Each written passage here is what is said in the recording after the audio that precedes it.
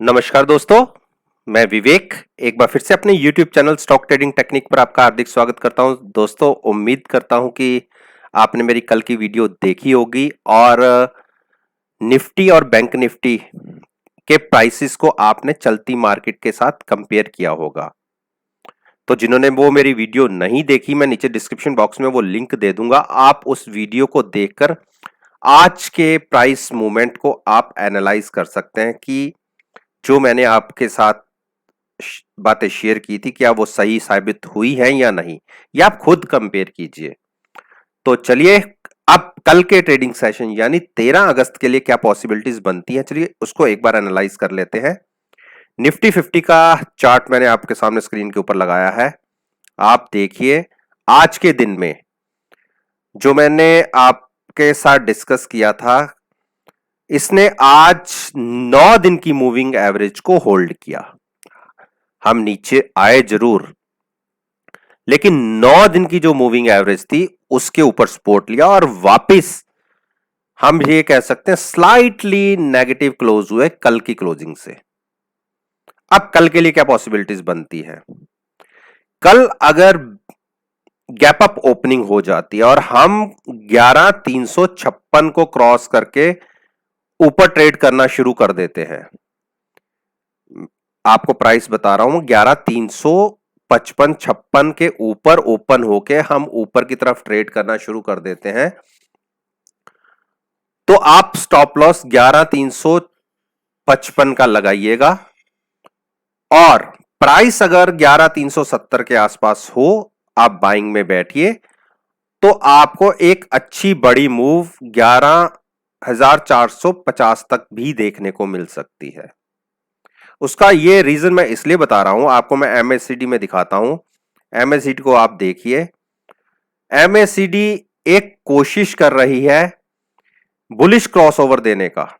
आप देखिए, यहां से हिस्टोग्राम देखेंगे तो लगातार जो बायर्स की स्ट्रेंथ बढ़ती जा रही है और जहां इसने जीरो को क्रॉस करके ऊपर की तरफ दिया तो एक शॉर्ट कवरिंग अच्छी बड़ी भी देखी जा सकती है या लॉन्ग ज़ैड हो सकते हैं। तो इसीलिए मैं कह रहा हूं कि अगर ऊपर ट्रेड होना शुरू हो तो एक अच्छी मूव बड़ी ऊपर की तरफ दिख सकती है। किसी कारणवश अगर निफ्टी के अंदर सेलिंग आती है, केवल कल आईआईपी का डाटा भी आना है और यूएस के अंदर एक डाटा है जो उनके जॉब्स को लेके होता है, उसका भी उनका डिसीजन आना है। तो उसके ऊपर अगर किसी भी कारणवश कोई नेगेटिव मूव नीचे की तरफ निफ्टी में देखने को मिलती है, तो आप पहले ब्रेक होने दीजिएगा 11,225 को। अगर इसके नीचे चला जाता है और ट्रेड करना शुरू कर देता है, तो जो इसको पहली सपोर्ट देखने को मिलेगी 11,150 पे देखने को मिलेगी। अगर वो भी होल्ड नहीं होता तो हम नीचे की तरफ 11,090 एक क्रूशियल सपोर्ट होगा, वहां तक गिर सकते हैं। और अगर इसको भी हम होल्ड नहीं कर पाए तो जैसे पहले के मेरे टारगेट थे 10,800 तक के, वहां तक भी हम गिर सकते हैं।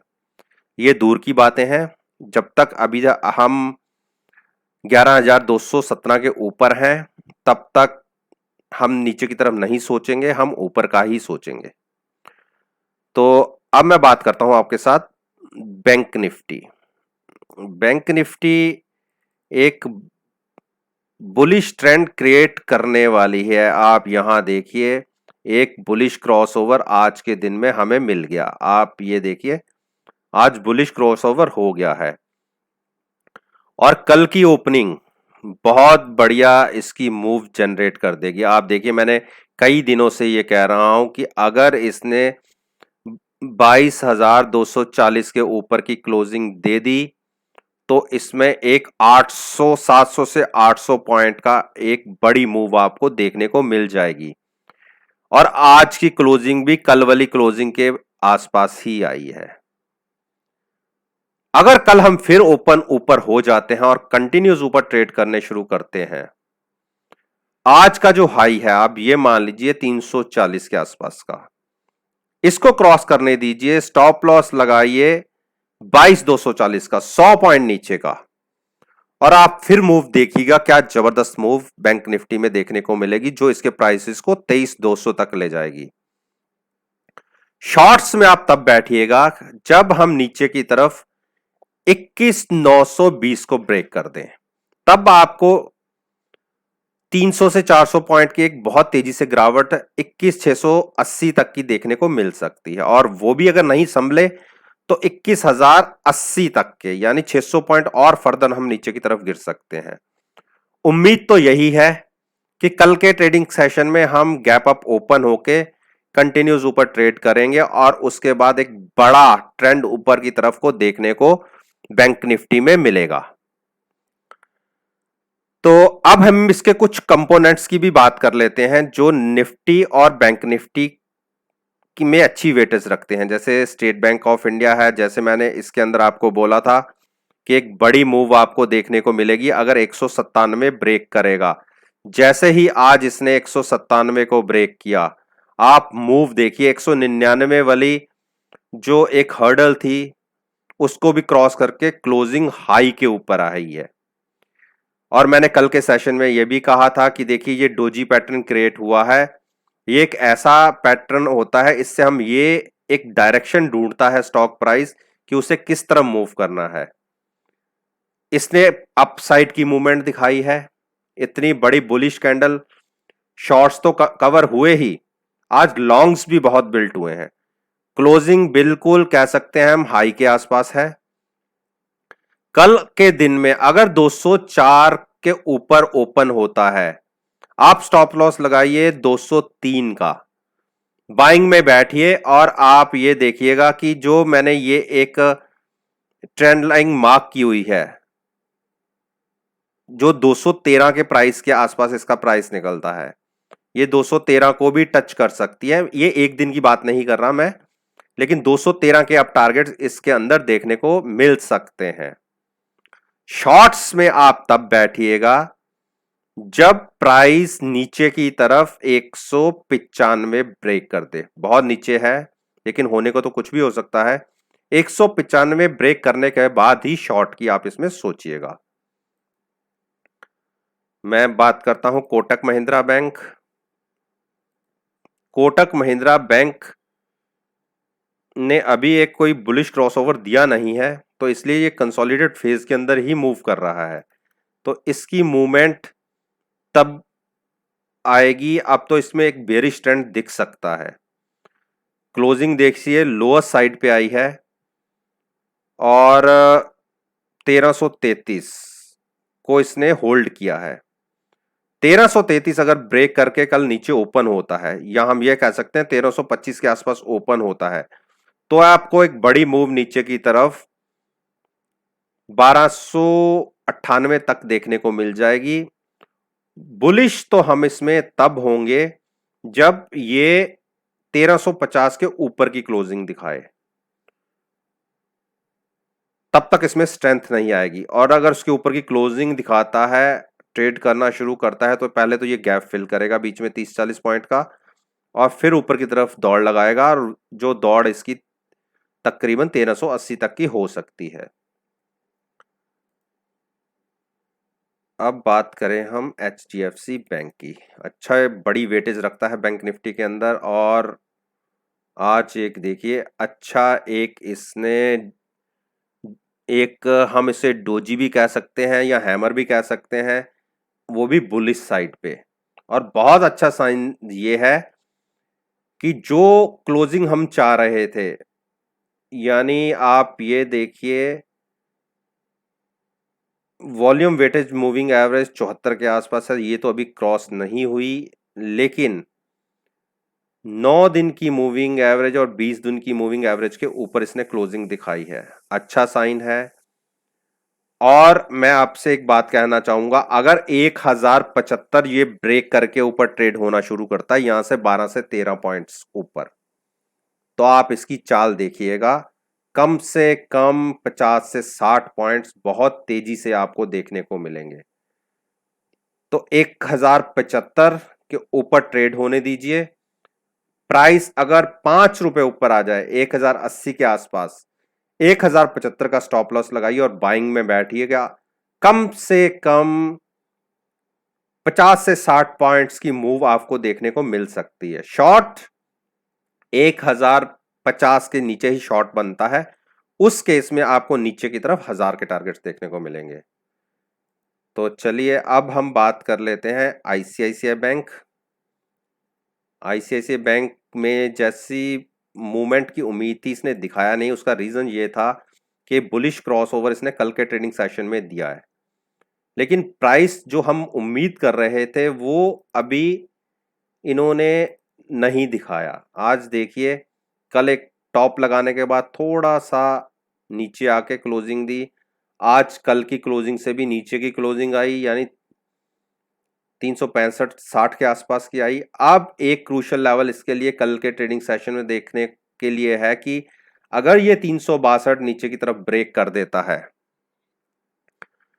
तो ये फिर वीक हो जाएगा।